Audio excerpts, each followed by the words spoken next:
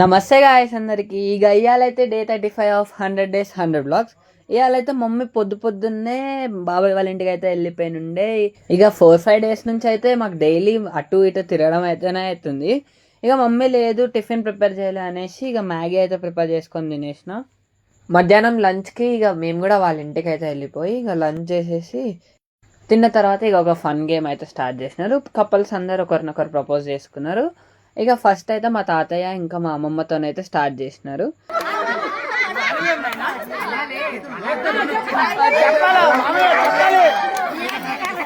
ఇక 7 o'clock around అట్లా reception కాడికి అయితే వెళ్ళిపోయినాం మేము కూడా.